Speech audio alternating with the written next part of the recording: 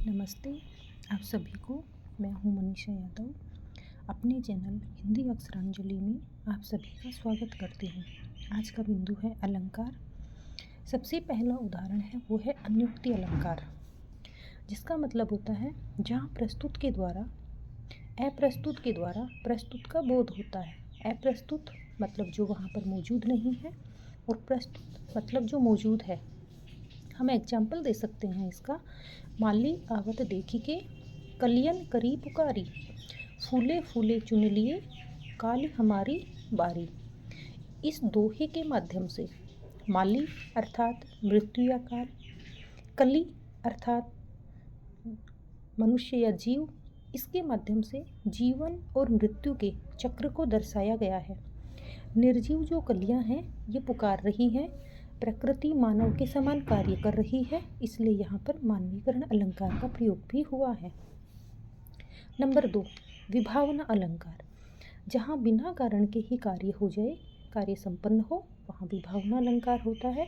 हम इसकी पहचान कर सकते हैं बिनु, बिना आदि शब्दों से। जैसे बिनु पद चले सुने बिनु काना। 3 नंबर पर आता है भ्रांतिमान अलंकार, यानी जहाँ पर भ्रम जैसी भावना हो। जैसे ओस बिंदु चुग रही हंसिनी मोती उनको जान। हंसिनी ओस के बिंदु चुग रही है, उनको मोती समझ करके भ्रम में है कि वो मोती हैं और ओस के कणों को चुग रही है। पहचान है देखकर, जानकर, जान आदि शब्द यदि किसी पंक्ति में आते हैं तो भ्रांतिमान अलंकार होता है।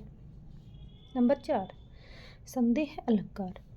जहाँ संदेह का ज्ञान हो वहाँ संदेह अलंकार होता है। जैसे सारी बिच नारी है कि नारी बिच सारी है, सारी ही की नारी है कि नारी ही की सारी है। हम इसकी पहचान वाक्य में या पद में की अथवा या किंधो आदि शब्दों के माध्यम से कर सकते हैं। जे यदि हमें ये शब्द दिखाई देते हैं तो वहाँ संदेह अलंकार होता है। पहचान हो गई। ये शब्द जो होते हैं कि अथवा या किंधो, ये उपमेय मतलब वस्तु और उपमान मतलब तुलना करने वाली वस्तु, उनके बीच समानता होती है किसी कारण से। उस समानता के कारण अंतिम क्षण तक भ्रम जो है या संशय है वो बना रहता है, दुविधा प्रकट करती रहती है, दुविधा समाप्त नहीं होती, तो संदेह अलंकार होता है।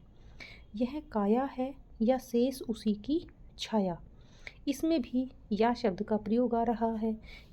इस उदाहरण में तो की है, इन शब्दों का प्रयोग आ ही रहा था।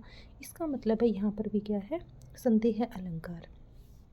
तो धन्यवाद दोस्तों, आज के लिए इतना ही। अगर आप चैनल पर नए हैं तो चैनल को सब्सक्राइब कीजिए, लाइक कीजिए, वीडियो को अपने दोस्तों तक शेयर कीजिए, ताकि मैं आप सब के बीच में हिंदी साहित्य के इस शब्द संसार को, अपने ज्ञान को पिरो सकूं, इस यात्रा में आपके साथ कदम मिलाकर चल सकूं। अब आप मुझे कमेंट्स करके बता सकते हैं कि अगला वीडियो मैं किस विषय पर डालूं। धन्यवाद।